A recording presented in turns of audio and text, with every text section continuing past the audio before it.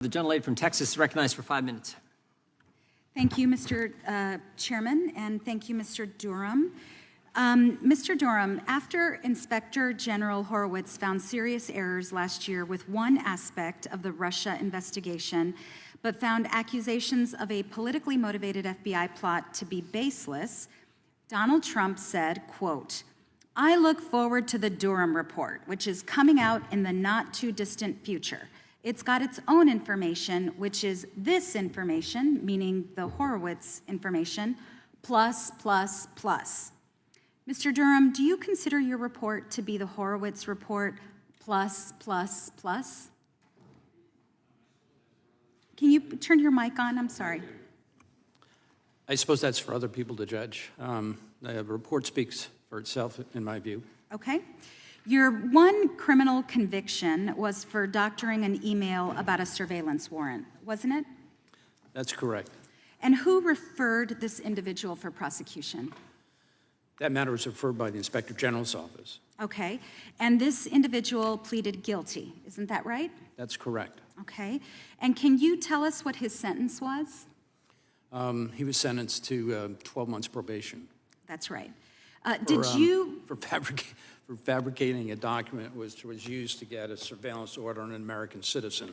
Did you charge any high-level FBI or intelligence officials with a crime? No. Right, you did not. In your report, you are highly critical of the FBI's Russia investigation. Is that fair to say? Certain aspects of it, yes. Okay. Did you recommend new charges as a result of those criticisms? We weren't able to prove matters. I couldn't say under the guiding principles that we'd be able to prove matters beyond a reasonable doubt because of lack of recollections, passages of time, inconsistent statements. So no, we didn't. So no, you did not, right. Did you suggest any significant changes to how future investigations should be conducted? And I guess it's for others to judge whether there are significant suggestions or not. I think that more disciplined approaches to these matters can be affected by some of the recommendations we made, yes. Okay. I would say you did not suggest any significant changes. In the FBI's statement in response to your report, it said that the FBI conduct you examined was, quote, "the reason that current FBI leadership already implemented dozens of corrective actions, which have now been in place for some time." Mr. Durham, do you know why the corrective actions have been in place for some time at the FBI? I think I know, yes. Okay. Is it because the Inspector General finished his report 3.5 years ago, making recommendations for changes that the FBI could make? In part. Okay. In the 4 years that you spent tracking down Donald Trump's conspiracy theories, other investigations were conducted and completed.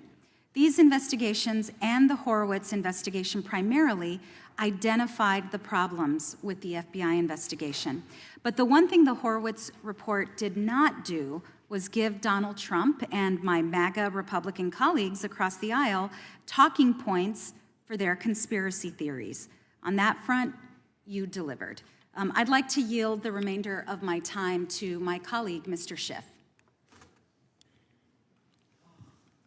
Mr. Durham, your report attempts to make a case that the Clinton investigations of Clinton were given more favorable treatment to that of President Trump. But you leave out one very notable example, and that is your report makes no discussion of the fact that the email investigation into Hillary Clinton was made very public before the election, was it not? You had James Comey discussing Hillary Clinton's emails in the days leading up to the election? If I follow your question, I don't think that the report says that the Clinton that Mrs. Clinton was given more favorable treatment.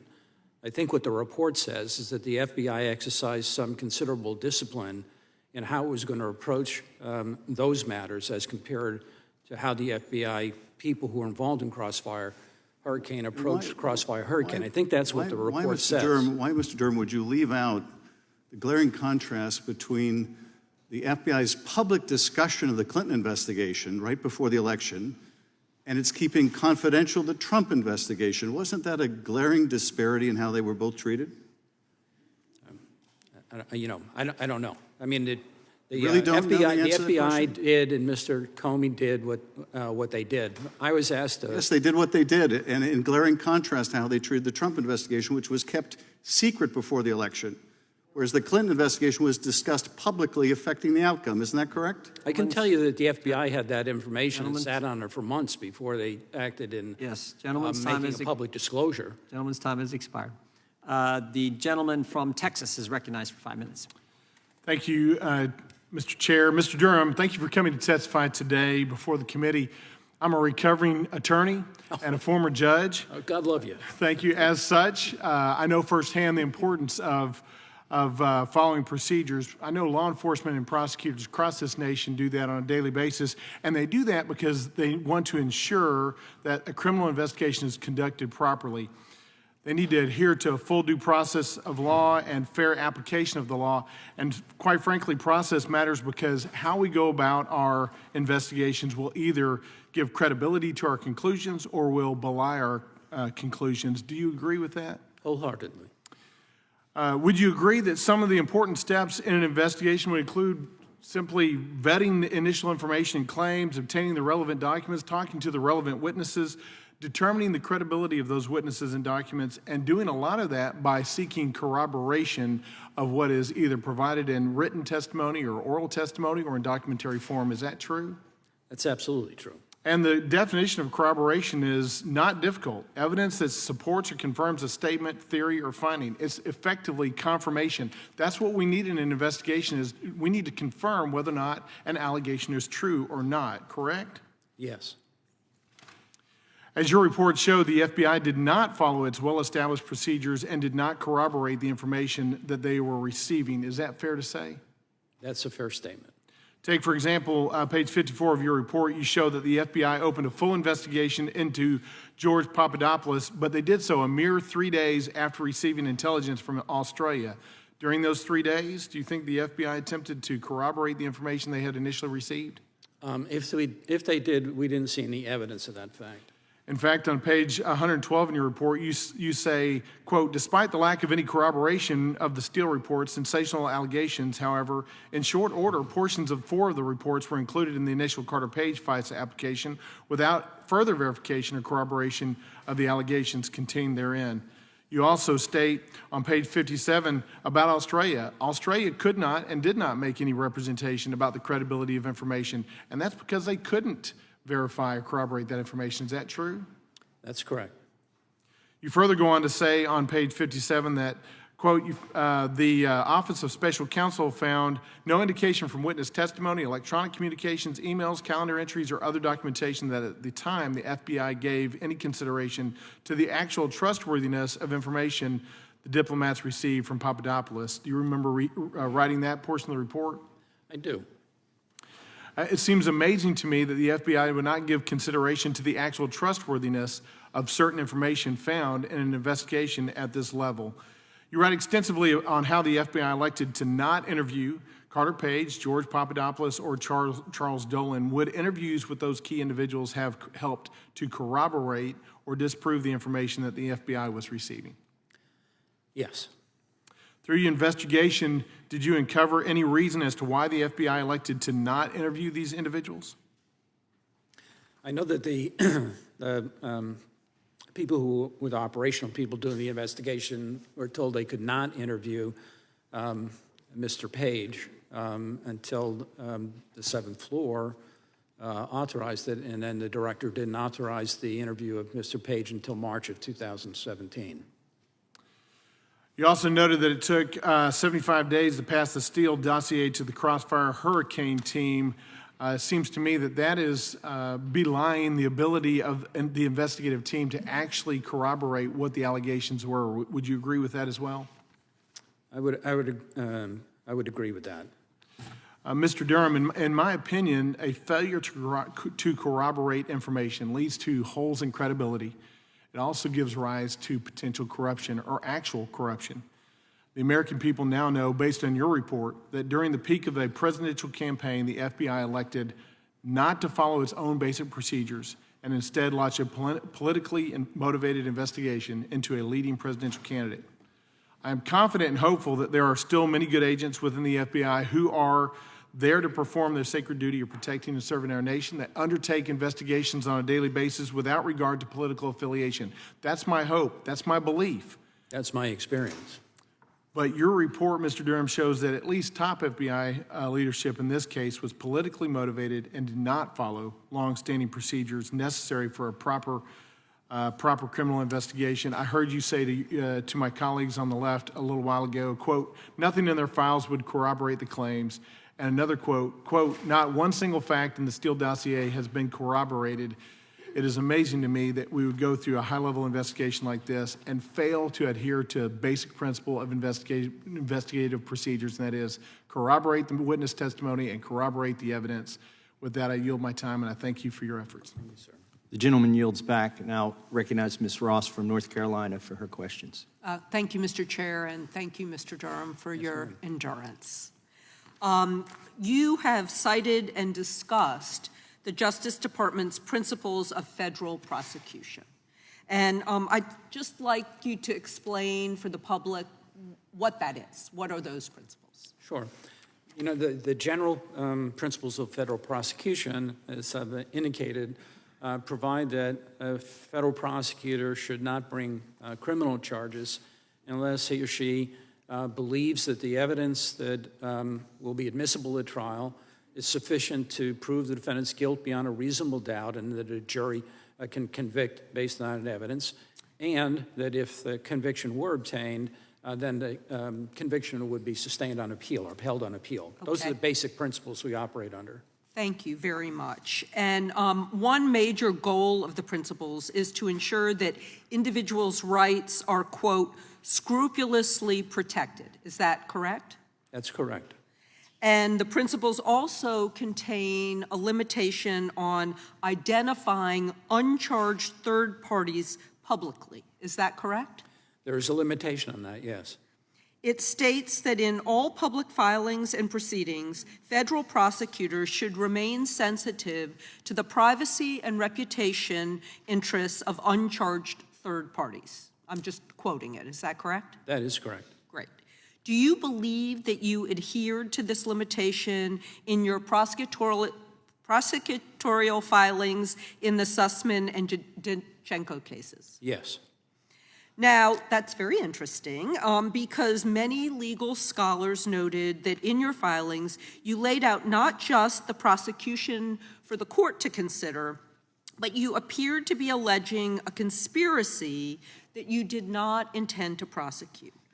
Rather than indicting Mr. Sussman on the narrow charge of lying to the FBI, this is a charge which a unanimous jury of his peers acquitted him of, your filing broadly alleges a vast Clinton conspiracy identifying various individuals, and at least one of whom you never prosecuted.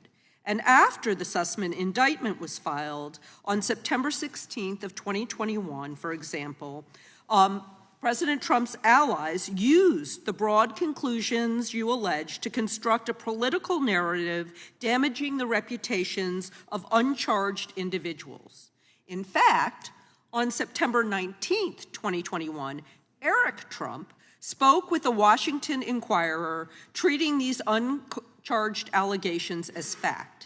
And the next day, on September 20th, 2021, Trump associate Kash Patel told Fox News that the indictment offers a good view into future charges, including what he called a very well laid out conspiracy charge that will envelop people in and around Hillary Clinton's campaign. Did you read these interviews, or are you aware of them? I did not read them. I can imagine that that's what people were saying, but I did not read them. I don't read a lot of newspapers, so listen to a lot of news. Makes my But life a lot had easier. you known that that was what was going to be done with the indictment, would you have used greater caution? I think we took great care in drafting and crafting that indictment, and did, to the best of our ability, comply with all of the department's policies and procedures regarding third persons. I think if you take a look at the indictment, In any number of instances, for example, people's identities were masked. We didn't use a person's name. So We're not I'm used just to- going to reclaim my time because I think that there were people who were implicated and there was not a narrow enough tailoring of the indictment. And then, in fact, after the February 11th filing in the Sussman case, Donald Trump told Fox News that the conspiracy he claims you described but never prosecuted amounted to treason at the highest level, and said if you read the filing and have any understanding of what took place, and I called this a long time ago, you're going to see a lot of other things happening, having to do with what really just is a continuation of the crime of the century. This is such a big event, nobody has seen anything like it. And given that kind of politicization of what you did, do you think that you could have exercised more caution again with respect to third parties? I exercised my judgment under the guiding principles that I had and whether or not an indictment ought to be returned, and decided on that basis. I would say, did I give consideration to what Donald Trump might say about it? I would say that was not part of my consideration. Thank you, Mr. Chairman, and I yield back. The gentlelady yields back. The gentleman from New Jersey is now recognized for his questions. Thank you, Mr. Chairman. Mr. Durham, thank you for being here. I know it's been one heck of a slog. I wish that we could, just stick to the matter at hand, which is your report, but it's been interesting. We've been all over the place. Fidelity, bravery, and integrity. These are the words that have guided the FBI through countless generations. Dishonesty, deception, and corruption, I'm sad to say. The stark contrast and unfortunate reality we now find ourselves in. A reality that has revealed a politicized, weaponized, and corrupted Federal Bureau of Investigation in desperate need, in my opinion, for a complete restructuring. One of the most egregious examples of dishonesty that the Durham report reveals relates to a critical piece on page 16 that summarizes a deeply troubling chain of events. Igor Danchenko, who was instrumental in the formation of the Steele dossier, claimed that one of his subsources was Sergei Milyan, a Belarusian American businessman and publicly known to be a Trump supporter. The report goes on to highlight that Danchenko claimed to have received an anonymous phone call from an individual he later claimed to be Milyan. On page 173, it is stated this call supposedly revealed, quote, a well-developed conspiracy of cooperation between the Trump campaign and Russian leadership, end quote. What's the kicker here? The kicker is Danchenko had never met nor spoken with Milyan prior to this call, and told the Crossfire Hurricane team that despite never actually meeting Milyan, he recognized his voice from a YouTube video. This blatant lie was taken at face value by both Christopher Steele and the FBI's Crossfire Hurricane investigation. Think about that. Everybody think about that. Danchenko was a foreign agent who the FBI was paying, by the way, we haven't talked about that much, hundreds of thousands of your taxpayer dollars, tells a blatant lie which leads to 4 FISA applications and lays the foundation for the Trump-Russia collusion hoax. And that's what it was. You may not like it, but that's what it was. One of the greatest disgraces this country, in my opinion, has ever seen. Americans are literally paying the price for this corruption. Such an egregious and intentional abandonment of the common procedures that FBI agents are supposed to follow truly encapsulates why so many Americans, including myself, are calling for complete restructuring of the FBI. And it is a reason why now, years later, the country finds itself so divided. Mr. Durham, is it accurate to say the Crossfire Hurricane investigators made little to no effort to corroborate Danchenko's version of events relating to Milian. That would be correct. Thank you. And is it accurate to say that despite not corroborating this information, that Crossfire Hurricane still used the Milian accusation to bolster the Carter Page FISA applications? And that information was used in the initial FISA application and the 3 renewal applications. So the answer is yes. Yes. Given the lack of effort by the Crossfire Hurricane investigators to validate Danchenko's assertions about Milian and their use of these unverified allegations in the Carter Page FISA application, does this raise any legal or ethical concerns about the validity of these FISA applications? I think it's been recognized by the department and certainly by the FISA court that with respect to at least some of those applications, they would never have been authorized. They wouldn't have been granted had the information been disclosed. So it did help in achieving the FISA approval. Without question. Okay. I mean, we're getting to these are the real issues. Misinformation, bad people, moving forward, getting FISA applications, doing all that they did. I have one quick last question. Do you believe the FBI has been politicized and weaponized and is in need for complete restructuring? I know I do. I know you have a softer version of it. I think too much happened. Too many bad things happened that you just can't move a few people around and make some minor changes. I think you need some major changes. And I also want to say there are many good people that work for the Department of Justice and work for the FBI. Proud to know them. These folks surely were not. Gentleman's time has expired. The witness may respond if he chooses. Yeah, and what I can say is that there were identified, documented, significant failures of a highly sensitive, unique investigation that was undertaken by the FBI. I think the investigation clearly reveals that decisions that were made in one direction. If there was something that was inconsistent with the notion that Trump was involved in a well-coordinated conspiracy with the Russians and whatnot, that information was largely discarded or ignored. And I think, unfortunately, that's what the facts bear out. Gentleman yields back. The gentlelady from Georgia is recognized. Thank you, Mr. Chairman, and thank you, Special Counsel Durham, for your time today. I yield the balance of my time to my colleague from California, Representative Adam Schiff.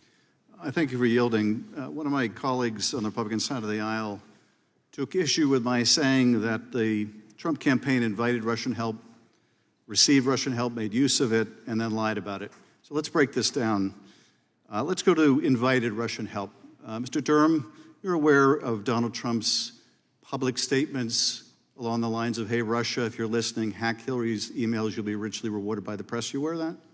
I'm aware of that. And are you aware that Mueller found that hours after he made that plea for Russian help, the Russians, in fact, tried to hack one of the email servers affiliated with the Clinton campaign or family? If that happened, I'm not aware of that. I mean, it could very well. You're not aware of that in the Mueller report? So when you say you're not aware of evidence of collusion in the Mueller report, it's because you apparently haven't read the Mueller report very well. If you're not aware of that fact. But let me ask you about something else. Sure. Don Jr., when offered dirt as part of what was described as a Russian government effort to help the Trump campaign, said, if it's what you say, I love it.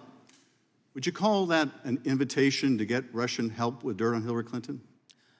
The words speak for themselves, I suppose. I think they do. And in fact, he said, especially late in summer. Late in summer was around when the Russians started to dump the stolen emails, wasn't it? Late in the summer, there was information that was disclosed by WikiLeaks in mid to late July. I think there had been some in June, and then there was maybe some later in October, was it?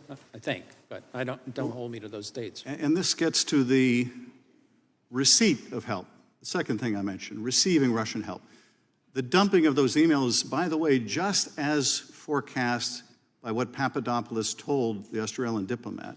That is, that the Russians would help by leaking dirt anonymously through cutouts like WikiLeaks and DC Leaks. I don't think that's exactly what he told the Australians, but.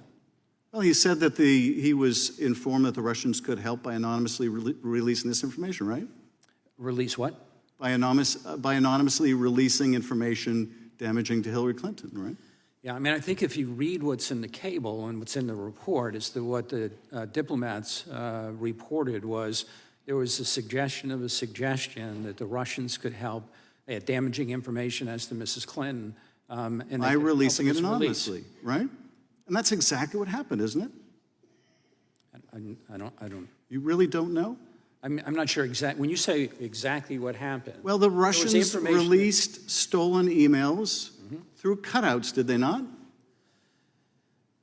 There were emails. It's a very simple question. Did they release information, stolen information through cutouts, yes or no? Yeah, I'm not sure that. You really don't know the answer to that? The answer is yes, they did. Through DC Leaks. Well, in your mind, it's yes. Well, Mueller's answer was yes. More important than mine, Mueller's answer was yes.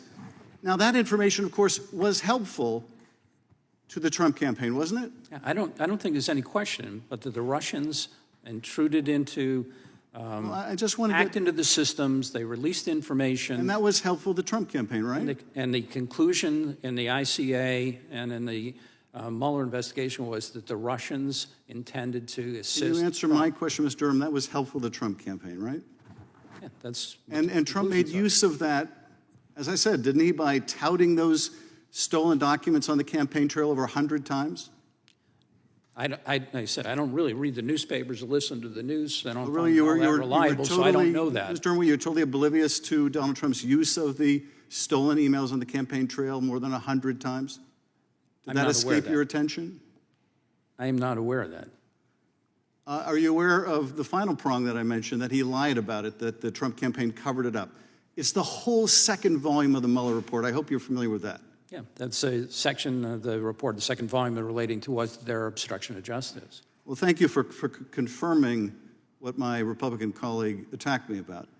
Now, he also criticized the use of the word collusion, apparently giving private polling data to the Russians while the Russians are helping your campaign. They don't want to call collusion. Maybe there's a better name for it. Maybe they would prefer we just call it good old-fashioned GOP cheating with the enemy. Maybe that would be a little bit more accurate description. Yeah. Because this is what happened, but they seem allergic to calling it for what it is. I yield back. Gentleman yields back. Gentlelady from Indiana is recognized. Mr. Dolan, I will quote excerpts from your report describing the FBI actions in Trump's case. You call them sobering, I call them alarming. Rapid opening, made no sense, no sound reason, no explanation, difficult to explain, no follow-up, uncorroborated evidence, unevaluated information, rumors and speculations, thin intelligence, exculpatory statements were not included, misrepresentation of the recorded conversation, noticeable departure, not using typical tools, serious lack of rigor, choose to ignore red flags, unwarranted delay, ignore nearly all recommendations, didn't disclose intelligence, not inform of inconsistencies, did not give appropriate attention to facts, did not adequately examine, did not receive satisfactory explanation, was not informed, never corrected assertion, never advised, never been apprised, never gave appropriate consideration, no further action, failed to make known, failed to act, failed to follow logical leads, failed to interview, failed to revise the paperwork, failed to take even the basic steps, failed to determine, failed to provide, failed to integrate, failed to fully exploit the materials, failed to critically analyze information, failed to properly consider, failed to correct errors, ignored contrary evidence, was never brought to their attention, intentionally falsifying material documents, fabricated the allegation, omission of material fact, numerous significant defects, 17 material errors and omissions, inaccurate representation, deliberately shut down, told not to write and provide findings orally, incorrectly noted, missed another opportunity, omitted email, omitted information, did not corroborate, never sought to obtain records, resisted efforts, conflicting recollection, troubling failure of recollection, not in a single FBI employee, curious change in assessment, key players declined to be interviewed, lacked sufficient probable cause, frustration on the part of investigators, sense of betrayal, highly unusual instruction, director was really, really shocking, and the list goes on. Dolan, with extensive connection to the Democrat Party and access to senior Russian officials and Putin's think tank, was never interviewed, request was denied, case was never opened, Auden instructing to cease all research and analysis related to Dolan. Leadership directed to dedicate no resources to Dolan. FBI interviewed hundreds of individuals, yet they did not interview Dolan. Danchenko failed to properly consider prior Russian counter-espionage case. FBI's validation unit raised serious concern. Management ignored and resisted nearly all recommendations and supported continued payment to him. Jonas Wagner, special envoy to Secretary Kerry to Libya, who worked as lobbyist for Russian oligarch Deripaska with ties to Putin, disseminated still dossier to the U.S. official and destroyed his records. Deripaska was allowed to buy, control, and package in uranium company with extensive mining projects in the United States, approved by Secretary Clinton's State Department in 2010. The former head of the FBI's counterintelligence division in New York, McGonigal, involved with this case, recently was accused of taking money from Deripaska. Clinton case from your report stands in stark contrast. Lack of action, considerable caution, never open inquiry, in limbo, linger, defensive briefing, corroborating information, no effort to investigate cease and desist due to the undisclosed concern, decline to issue subpoenas. You're concerned with FBI's reputational harm. But it appears to me, using Director's Clapper's lexicon, this case has all classic earmarks of collusion and cover-up. However, not one person went to jail, and Clinton campaign operatives like Jake Sullivan now have the highest national security position in our government, who's actually driving a very slow response to the Russian invasion of Ukraine. Do you believe that justice has been served? I can speak to what my team and I did, which was to try Just tell me yes or no. Do you believe has been served? We tried to serve justice to the best of our ability. Okay. I can speak on that. You also state Russian intelligence knew of still election investigation for the Clinton campaign before Crossfire Hurricane was opened, and still sub-sources could have been compromised by Russian. However, FBI have not appropriately considered to the possibility that the still reports was Russian disinformation. Is that correct? If we're talking about Mr. Danchenko? No, just you said, and this is in your report, you say that Russian FBI never considered the possibility that still reports was Russian information in full on part. Is that correct? That they did. Do you know why? I don't know why, but I think that's correct. Another question. CHS-1 FBI spy, and I'm assuming Stephen Halper, invited Page at the request of the FBI to conference in UK, created Manafort-Page conspiracy allegation in direct conflict with his recordings. FBI never fully transcribed recording, misstated the Crossfire Hurricane significant improper fact on Page session conversation. He didn't show up with subpoena and wasn't caught in very shady case in 1980s. In your report, you were able to establish that CHS intentionally lied to the FBI. You were not able to establish why and what you did. Okay, I'm not sure. CHS-1. I'm sorry? CHS-1, you said that you were not able to establish that CHS-1 intentionally lied to the FBI. What did you do and what didn't do to establish it and not able to establish? Let me see. This is on page 89.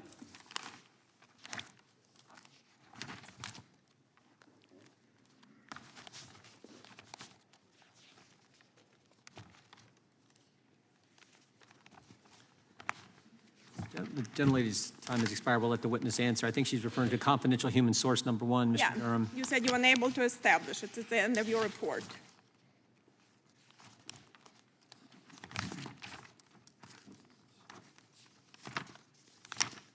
I think it's at the end of it.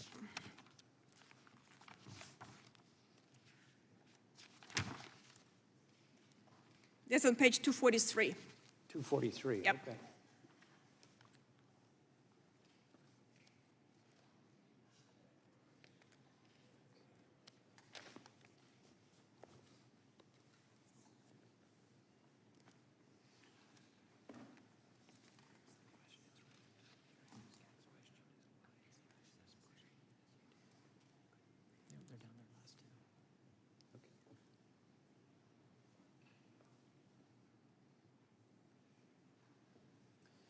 So the context of that is in the Steele reporting, one of the pieces of information that had been used in the dossiers was that Mr. Page allegedly But had... what, did you interview him? What did you do to establish? We got to move quickly. Mr. The gentlelady's Chairman, the gentlelady's time has expired. We'll let the witness answer the question. We are going to have to stick closer to the 5-minute rule because they're holding votes on the floor until we finish today's business. Okay, so I can... You can answer real quick, sure. So one of the things in the Steele report was that Carter Page allegedly had met with 2 sanctioned Russians when he was in Moscow in July. We were able to establish that that was not the truth. I mean, you look at the evidence that that's not true, and the FBI should have been able to detect that, and they didn't detect it. But that was a meeting that supposedly occurred in July of 2016, or meetings, one of them with Mr. Sechin. Later, when the FBI had opened Crossfire Hurricane, and in December of 2016, CHS-1 met with Mr. Page, again, recorded a conversation with Mr. Page. And he, several days later, told his handling agent that, I forgot to tell you that Page said that on Page's most recent trip to Russia, where he worked or had business interests, he met with Sechin. And the FBI, when you look at the communications in the FBI, they're saying, that sounds kind of screwy here, but we should look at that. They apparently never looked at that. We went and got the recording of that conversation that had occurred between CHS-1 and Mr. Page in December of 2016. And Page never said that he had met with Sechin on his most recent visit. Mr. Chairman, the overruns, I appreciate the fact to give him a chance to answer. You're definitely going to get 3 asked your minutes, question. It'll be the Republicans will be squeezed. I think the gentlelady's time has expired. We'll now go to the gentlelady from, I appreciate your answer, Mr. Durham. I think we understand where you're headed. The gentlelady from Missouri is recognized for 5 minutes. Thank you. St. Louis and I are here today to set the record straight about this political investigation conducted on behalf of the twice impeached, twice indicted former white supremacist in chief, Donald Trump. From the start, this entire investigation has been an attempt to undermine the findings of the Mueller investigation and distract the people of this country from Donald Trump's corruption. That's why it began just days after the release of the Mueller report. And that's why 4 years later, and no matter how much my colleagues across the aisle claim otherwise, the Durham investigation did not exonerate Mr. Trump or any of his associates. Mr. Durham, I'd like to briefly discuss a few of the different Trump-related items that your report does not touch on. In the interest of time, you can just simply answer yes or no. The Mueller report found that Trump campaign chairman Paul Manafort knowingly shared internal polling data and information on battleground states with a Russian spy. Did you find this to be untrue? I did not find that to be untrue. Thank you. Thank you for that. The Mueller report found that Mr. Manafort shared this internal polling data with a Russian asset with the expectation it would be shared with Putin-linked oligarch Oleg Deripaska. Did you find this to be untrue? I didn't find it to be untrue, but I didn't look at it either. The Mueller report found that Russian military hackers first targeted Hillary Clinton's personal office within hours of Trump's infamous July 27, 2016 press conference, which we've heard already, where he said, Russia, if you're listening, I hope you're able to find the 30,000 emails that are missing. Did you find this to be untrue? When you say this, what? That Mr. Trump clearly said that. Is it publicly recorded?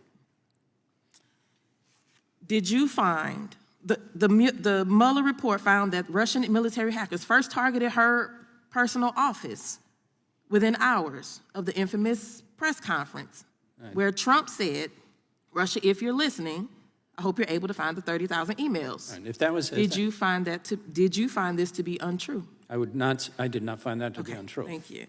So again, your investigation, Mr. Durham, did not undercut the basic findings of the Mueller report. Those who read your report as exonerating Donald Trump are willfully deluding themselves and the people of this country. And let's take a step back for a minute. In the chaos created by all these conspiracy theories and other propaganda amplified by right-wing hate machine, the one we continue to hear, a very simple point is getting lost. Republicans will do anything, say anything, and spend any amount of money to hide the basic truth that their leader is a criminal, corrupt, narcissistic buffoon. That's why we're still talking about Carter Page. That's why anyone even knows who John Durham is. That's why Republicans are still carrying on Mr. Durham's work by launching frivolous investigations that end with them embarrassing themselves by propping up obvious lies. It has always been about gaslighting the country.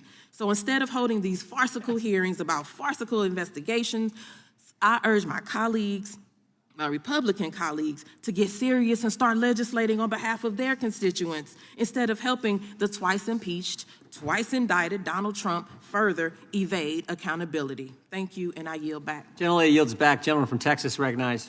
Thank you, Mr. Chairman. Mr. Durham, I thank you for being here today, and thank you for your tireless work on this, as you called it, a very sobering report.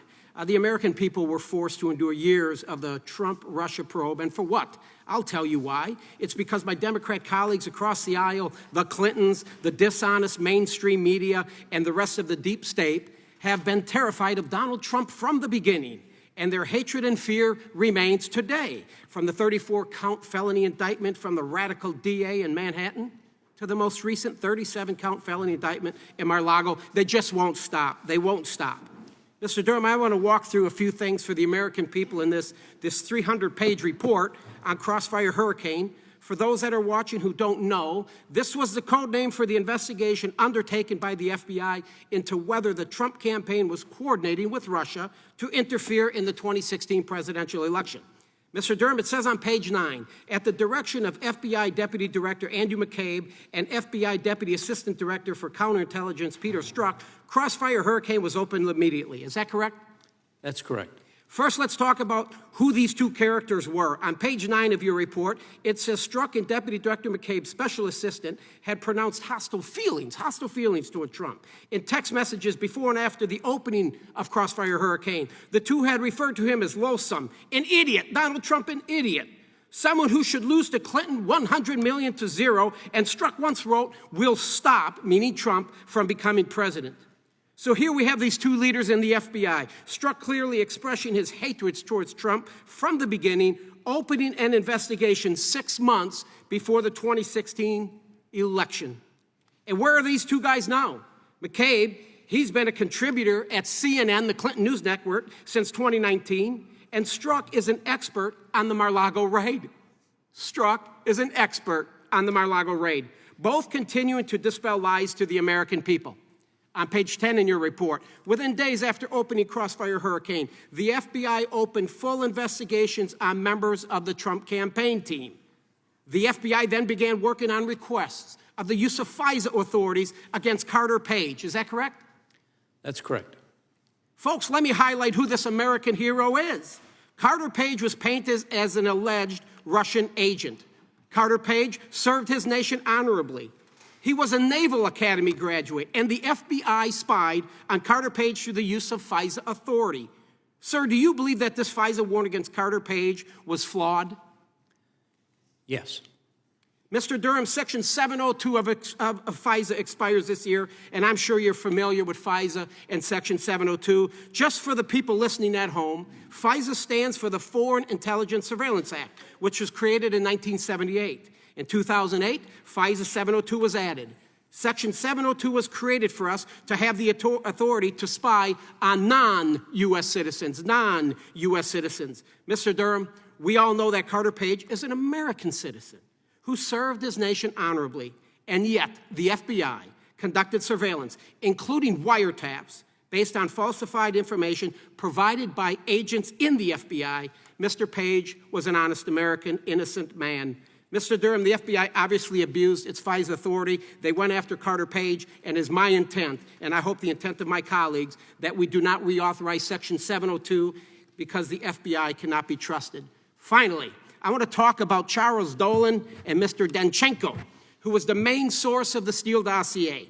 Dolan had played multiple roles in the Democrat National Committee, Democrat Party. He worked on both Clinton campaigns, Bill and Hillary.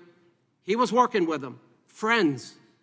On page 15 of your report, it says that in the summer and fall of 2016, Dolan and Danchenko traveled to Moscow in connection with a business conference. The business conference was held at the Ritz-Carlton in Moscow, which, according to the Steele reports, was allegedly the site of salacious sexual conduct on the part of Trump, parents, if you're watching, earmuffs for your kids now, folks. Put earmuffs for your children.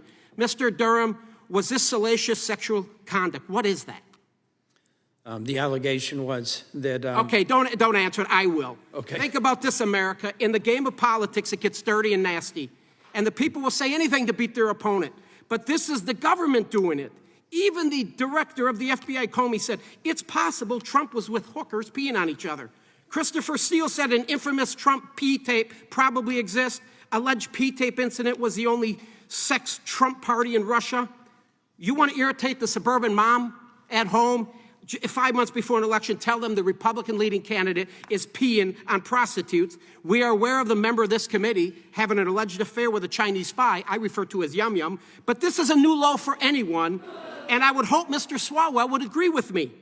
Imagine if somebody would have said and taken it a step further, Mr. Swalwell was peeing on Yum Yum. Time of the gentleman. It's unacceptable. This has got to stop. The FBI needs to... Time of the gentleman has expired. I yield back. The gentleman...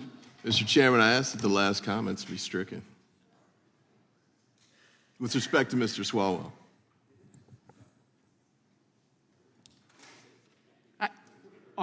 My point is this, if you're going to say the President of the United States was in Russia peeing on prostitutes or vice versa, I'm just saying, could you imagine how that would affect any member of this committee?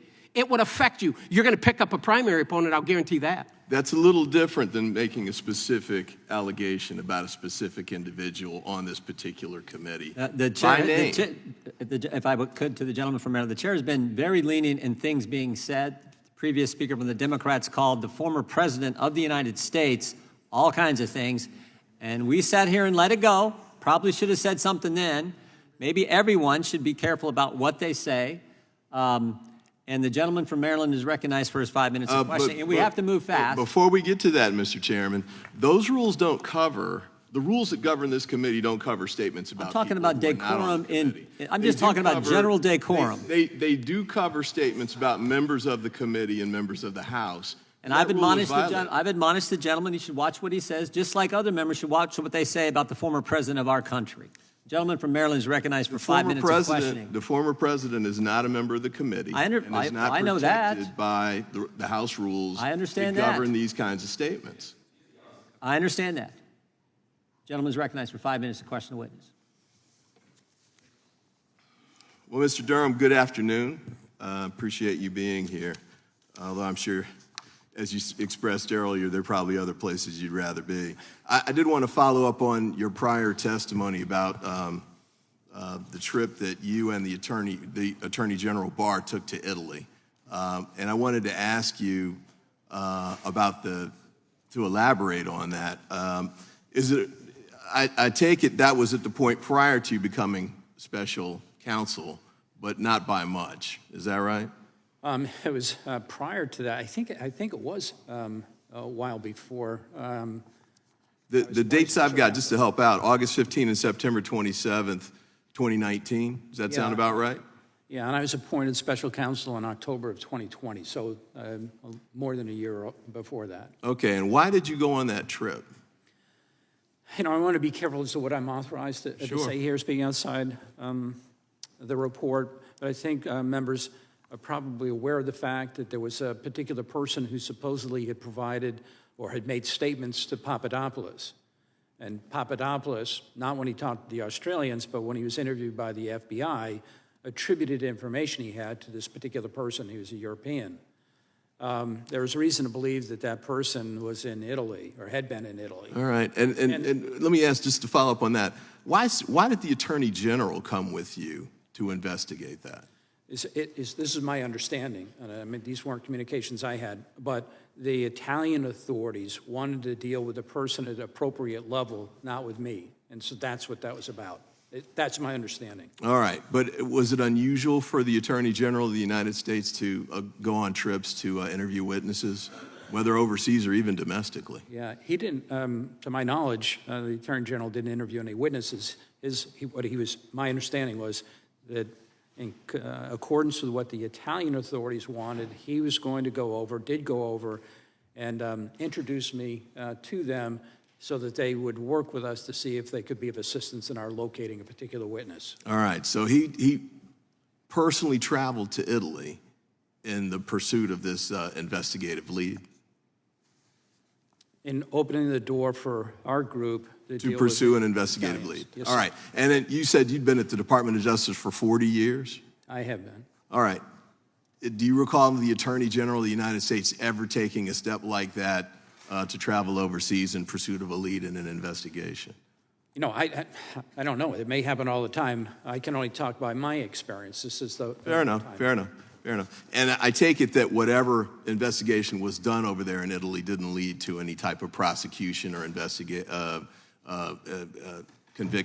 convictions in your investigation. That's correct. All right. I want to yield the remainder of my time to Mr. Schiff. Mr. Durham, did you seek communications pertaining to someone named Mr. Bernard from a federal district judge?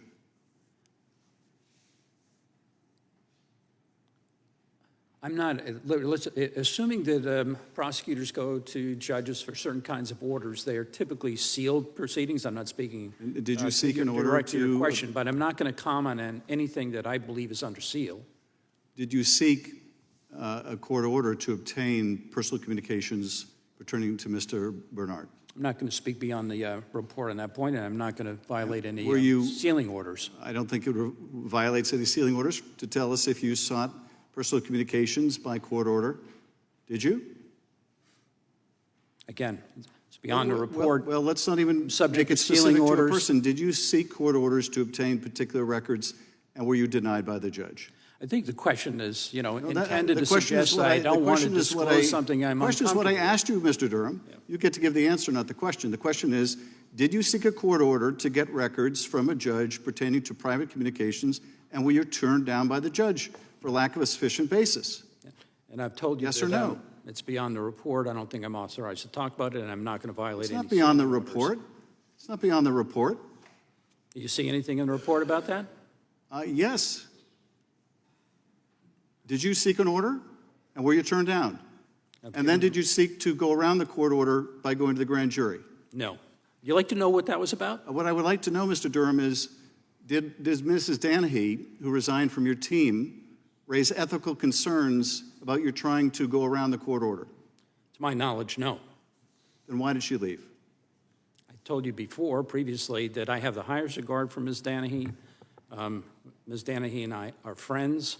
Ms. Danahy, like You everybody... know why she left, right?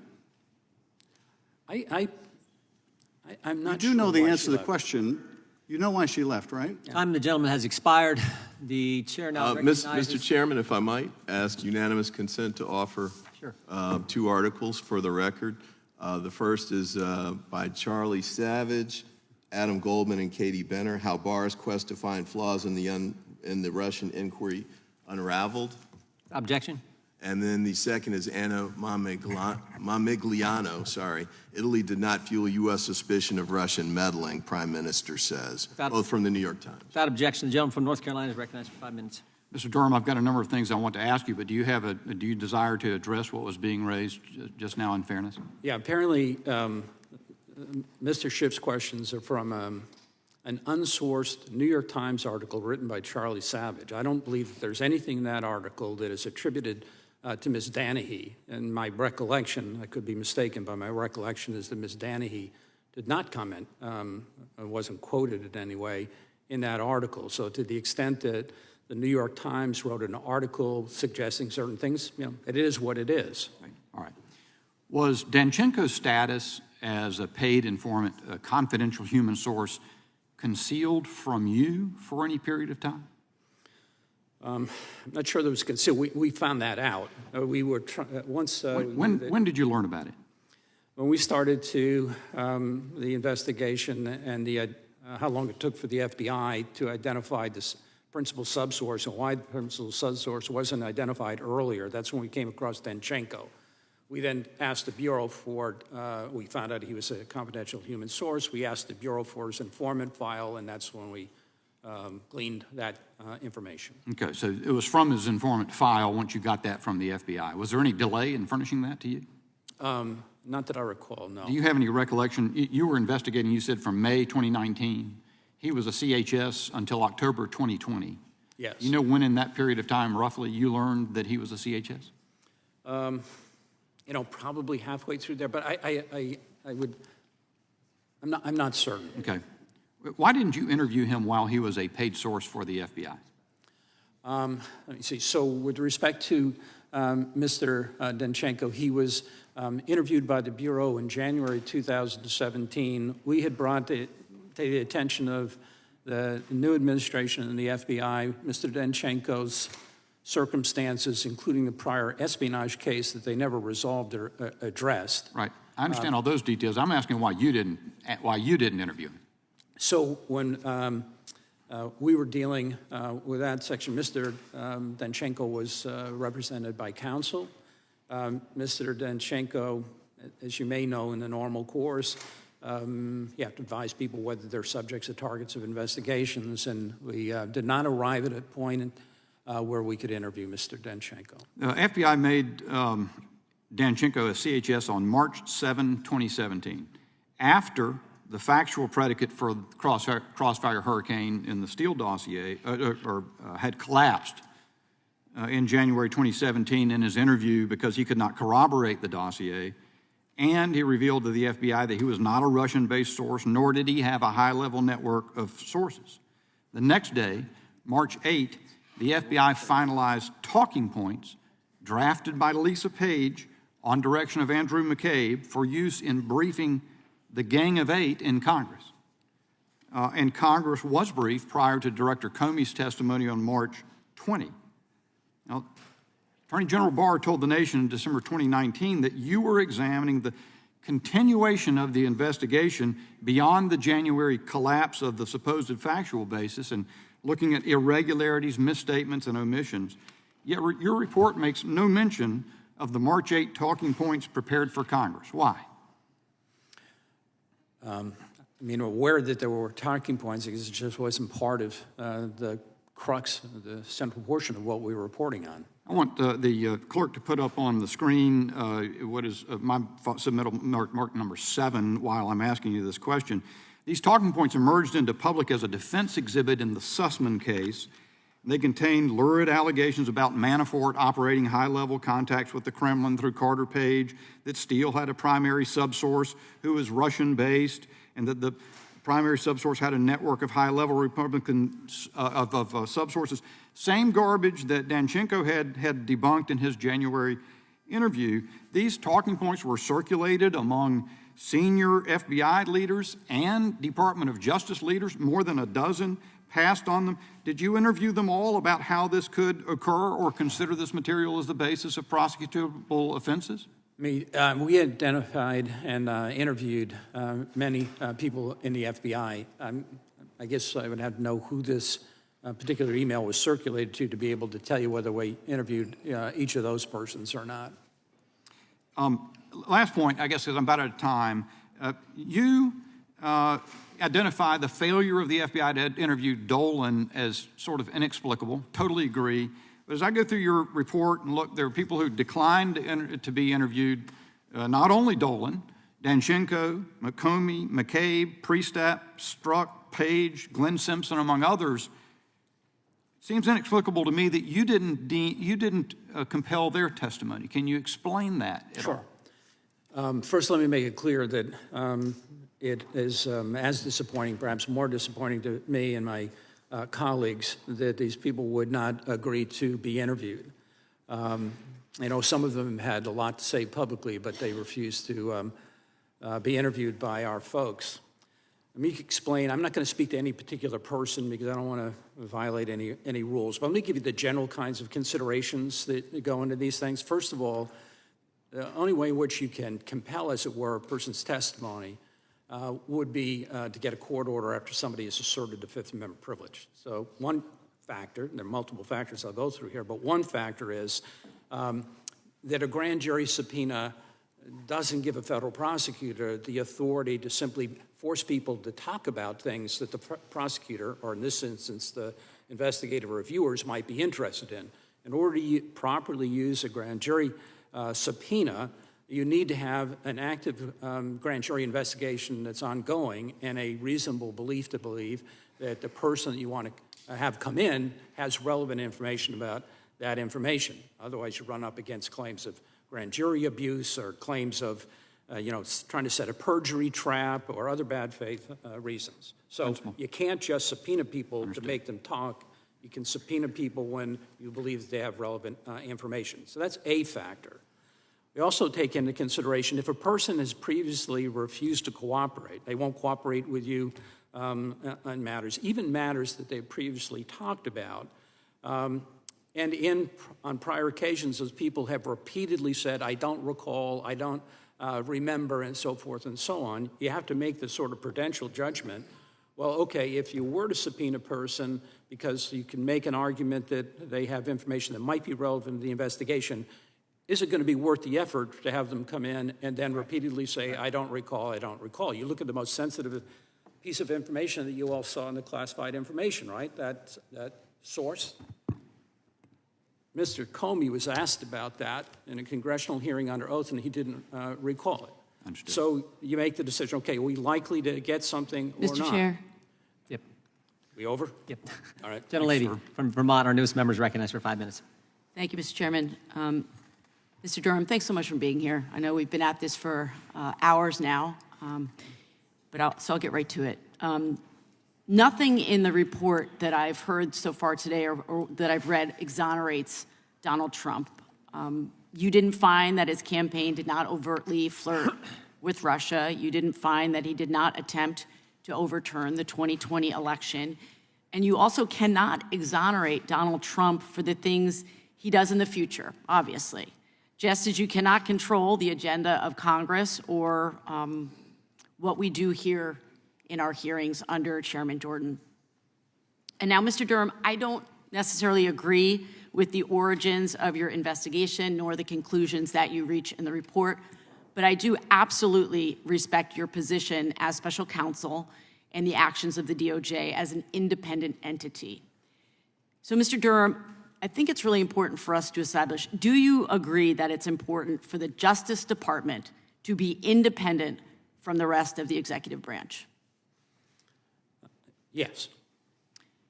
And it was obviously the Department of Justice plays some role in connection with the but must be Department independent. decisions. Must have some independence. Right. And it was important to you that Attorney General Garland did not interfere with your special counsel investigation, correct? Correct. And in fact, as we mentioned earlier, you thanked him for giving you the latitude to operate without his involvement or interference. Correct? But Donald Trump has consistently eroded the barrier between the DOJ and the rest of the executive branch. And during his administration, Trump interfered in Mueller's prosecutions, such as when he criticized Roger Stone's sentencing recommendations as, quote, horrible and very unfair, which resulted in the DOJ overturning its recommendation, and all 4 career prosecutors handling the case actually withdrew within hours of that decision for ethical objections. Are you familiar with the Roger Stone sentencing recommendations? Do you follow that at all? I'm sorry, the Roger Stone sentencing recommendation? Yes. No. I mean, I know there was one made, but I don't recall what it was. Okay, so regardless of the sentencing recommendations, is it appropriate for any president to interfere with a special counsel's prosecutions? No, the special counsel is supposed to be independent of the Department of Justice. That's right. Not appropriate. Never appropriate. And Donald Trump has promised to do more of this if he's reelected. He has said it publicly on numerous occasions. So, Mr. Trump, should the DOJ continue to operate independently from the president, again, any president? Yes or no? I'm sorry, can you just repeat that one? Should the DOJ continue to operate independently from the president? Yes or no? Yes, the Department of Justice should operate independently. Thank you, Mr. Durham. And as I said, Donald Trump has made it clear that if he is reelected, he wants to use the DOJ to go after his political enemies, regardless of the facts. And he has shown that he is willing to dismantle American democracy if it will put him on top. He has demonstrated his willingness to do this as president, and he's promised publicly to continue to do this if he is reelected. taking apart our institutions is a refrain that we have heard over and over again from some of my Republican colleagues. And we even have seen a subcommittee created under Chairman Jordan that is essentially tasked with rooting out examples of our government being weaponized, and that those branches of government and those agencies within government that are trying to hold people accountable should be dismantled. And I think they're essentially being accused of weaponizing specifically because they're choosing to hold people accountable. I find that deeply disturbing as an American, and I think we all should be alarmed by this trend. I yield back. Gentlelady yields back. Gentleman from Texas recognized. Mr. Chair, if I could, I have some documents to ask to You do it be... real quickly. They're going to call votes. We want to get moving. Yep. I ask unanimous consent to enter into the record William Barr's February 6, 2020 Objection. letter. And I ask unanimous consent to enter into the record order number 4878-2020 from October 19, Not objection. 2020. Thank you, Mr. Chair. Gentleman from Texas. Mr. Chairman, can I just add one thing? Sure. I want to be sure that I understood your question. When you say the department should operate independently of the White House, and I think in investigations and so forth and so on, that's absolutely true. The Department of Justice obviously plays a role in the executive branch of the government, represents the president on occasions and so forth and so on. And so I was talking about should the White House interfere with criminal investigations and the like, and the answer is absolutely no. But in terms of them operating completely independent of the White House, that would not be accurate. They're part of the executive branch. Yeah. Gentleman's recognized. Thank you, Chairman. Mr. Durham, October 3rd, 2016, the FBI offered Christopher Steele $1 million to provide corroborating evidence of the allegations in his reporting. Is that correct? Yes. Was that paid to him? I'm sorry, was that what? Was that paid to him? That money was never paid out. There was no corroborating information. Mr. Steele relied solely on a single unnamed subsource, correct? He said that he had a primary subsource who had a network of subsources. On October 18, 2016, the FBI submits the application for Pfizer surveillance relying heavily on the Steele dossier. No corroboration, correct? And no corroboration for the substantive claims in that. But they knew Steele was a signed up paid informant. Could have asked for sources, never did, said he was reliable, no record of reliability, correct? Mr. Steele had provided information in other areas, not in this area, in prior occasions. FISA application relied, according to your report, at least in part on the Clinton plan intelligence, correct? I'm sorry, And the FISA application relied, according to your report, at least in part on the Clinton plan intelligence, correct? Yes. And they knew Steele had been hired by Fusion GPS, and Fusion had been hired by a law firm on behalf of senior Democrats, and that HC was aware, correct? At various points in time, those things became known to the FBI, yes. And at December 2016, the FBI determined that Igor Danchenko, a Russian national, was previously subject to FBI investigation to be Steele's subsource, correct? Yes. They do not talk to Danchenko before the next FISA application, correct? Correct. January 12, 2017, the FBI goes back to renew the application for FISA surveillance, correct? Yes. Coincidentally, 1 week before Trump is inaugurated, correct? Correct. They then, after 2 trips to FISA, finally talked to Danchenko, basically determined it's all crap because they'd been relying on a Democrat operative, Dolan, correct? Well, part of that is true. They clearly had relied on the information in the Steele dossier. There was a portion of one report from Steele that was definitely tied to Mr. Dolan. Then in March of 2017, Jim Comey testified here on Capitol Hill that the FBI, under its counterintel authorities, has investigated Trump for collusion with Russia and people might get indicted, correct? Correct. Is it normal for the FBI director to talk about FISA-related investigations publicly?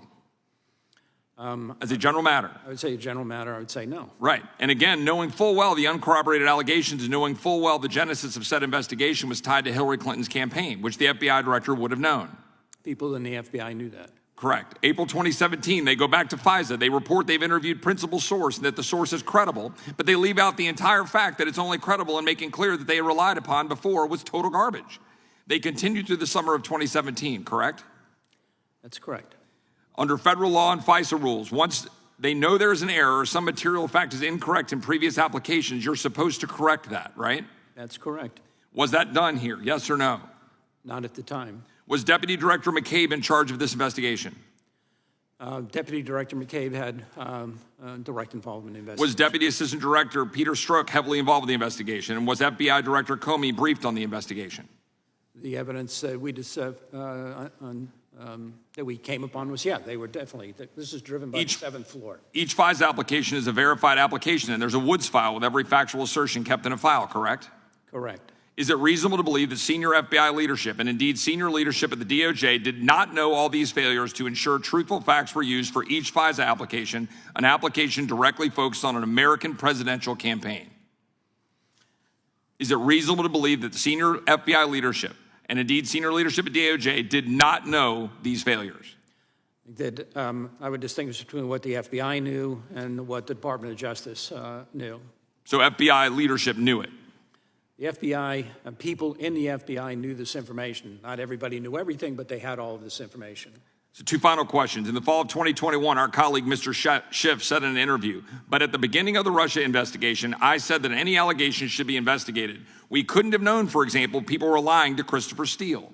Is it remotely conceivable that the chairman of the House Intelligence Committee and the lead prosecutor of the impeachment of President Trump was uninformed that this investigation was kicked off based on a Clinton campaign Democrat-funded report with a witness, Mr. Steele, claiming facts that were uncorroborated and that ultimately came from a subsource, a Democrat operative, Mr. Dolan? Is that conceivable? And is, in fact, there evidence out of the House Intelligence Committee that directly contradicts that and that he did know, in fact? I wouldn't know what Mr. Schiff would know, but at the time. Finally, a final question. For the average American watching this, besides being fired, have Jim Comey, Andrew McCabe, or Peter Strzok been held accountable for these glaring violations? Have they been hauled before a grand jury or charged in any way? And if not, why not? So they have not been, well, I'm not going to talk about matters that occurred before the grand jury because I can't. But with respect to have any of those individuals been charged, the answer is no. I yield back. Time the gentleman has expired. The gentleman from Texas, the other gentleman from Texas is recognized. Hey, sir. Thank you so much for appearing today. I really appreciate it. I want to tell you about how my friends, neighbors in Tomball, Spring, Texas, and of course Americans across this country are feeling today after listening to this. They feel that we have a two-tiered justice system in this country, and it's terrifying. Sir, I applaud your work. I actually find you to be sincere and working on behalf of the American people, and I recognize that. But I also feel like we need to hold the people accountable who have participated in the sham of an investigation. I'm going to tell you why. What happened in 2016 was unprecedented. The same government agencies that were investigating President Trump and his campaign were looking the other way when it came to the allegations against the Clintons. And at the same time, the Clinton campaign paid for the Steele dossier, the DOJ and FBI were helping to cover up Clinton's crimes. We know this to be a fact. 33,000 emails miraculously disappeared. Phones were smashed with hammers by the FBI. Even CNN fact-checked this, and it turned out to be true. Yes, CNN. And they refused to prosecute her. This selective prosecution doesn't only favor the Clintons, though, as we have seen in very recent history. Sir, I'm sure you are familiar with what's going on with Hunter Biden's plea deal and his refusal to pay his taxes, and the separate agreement to dismiss his felony gun possession, both of which were announced yesterday. You familiar with that, sir? Yes. Hunter Biden will likely serve no jail time for these offenses, and yet there was no early morning SWAT raid on Hunter's home in coordination with the media either. The American people are sick and tired of this two-tiered justice system, and as a black man, I'm tired of seeing this kind of discretion used to favor people like Hunter Biden because he's white and a son of a president. And while Hunter Biden will serve no jail time for these charges, black men across this country are in prison for years for the exact same crimes, and I'm not surprised. Because I guess this selective justice shouldn't become as a surprise to anyone in this room, because after all, Joe Biden was one of the authors of the '94 crime bill, one of my all-time favorites. And we could see what that has done to black men across this country. But back to this report. This report concerns one of many investigations into Trump that led absolutely nowhere, wasted vast amounts of resources and time, and spread lies, rumors, and innuendos about Trump across this country. What we know is that the Clinton campaign and the DNC paid for the Steele dossier, which was used as a basis for the FISA warrants to spy on an incoming president. Correct, sir? It was paid, much of that, the dossier was paid for from the campaign through Perkins Coie's hiring of Fusion and Fusion's hiring of Steele. Yes. Perfect. Thank you, sir. The biggest problem that I have with that is that none of the significance has been prosecuted over this sham investigation, and no one who participated in this investigation is serving any jail time today. I think we've kind of heard that resonate throughout the halls of this room today. But meanwhile, the DOJ, the same agency that is responsible for this phony investigation in 2016, is at this very moment seeking to put Donald Trump in prison for over 400 years over a document issue. And last I checked, President Biden has a bit of a document issue himself before he was even the sitting president of this country. And again, it's another example of this two-tiered justice system. My colleagues on the left talk about democracy. Well, here's what I know about democracy.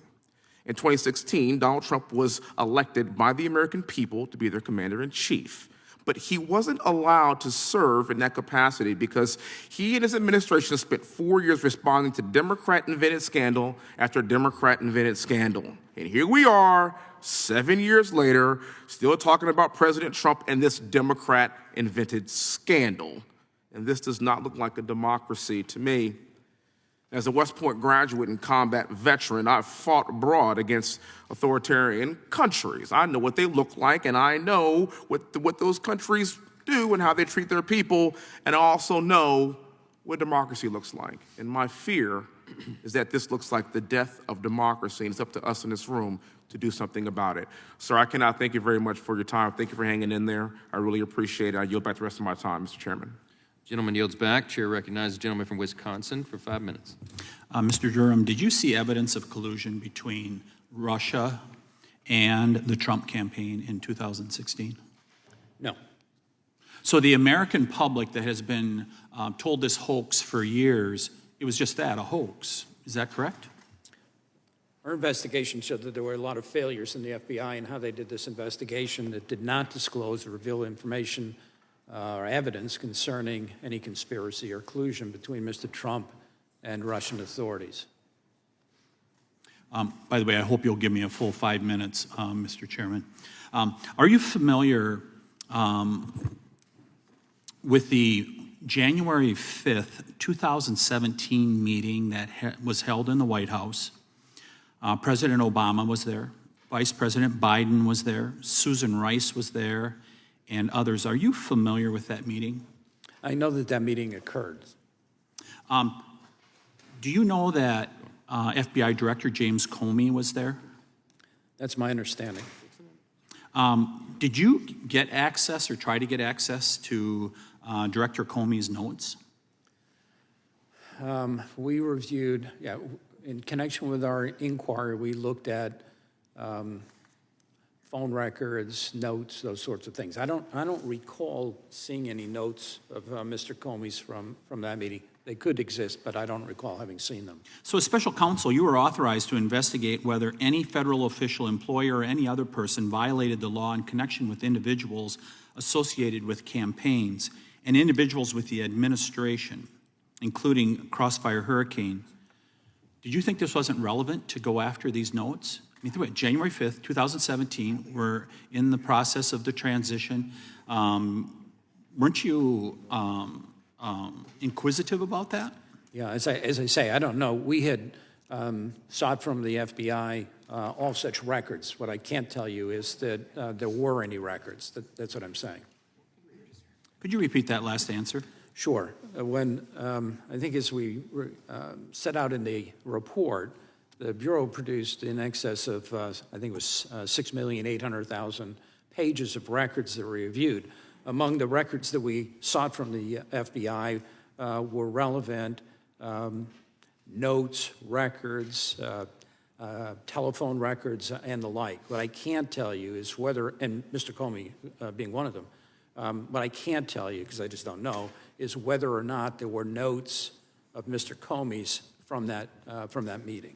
Are you aware that in 2017, prior to the Department of Justice filing a motion to dismiss the case against General Flynn, they interviewed Mr. Priestap? Yes. During that interview, the Department of Justice found Mr. Priestap's notes, which suggested that the FBI was trying to entrap Mr. Flynn. Why didn't you interview Mr. Priestap? Why do you think it wasn't relevant to subpoena Mr. Priestap to gather information on his involvement with Crossfire Hurricane, especially the Attorney General at the time said they were trying to lay a perjury trap for Mr. Flynn? Sure.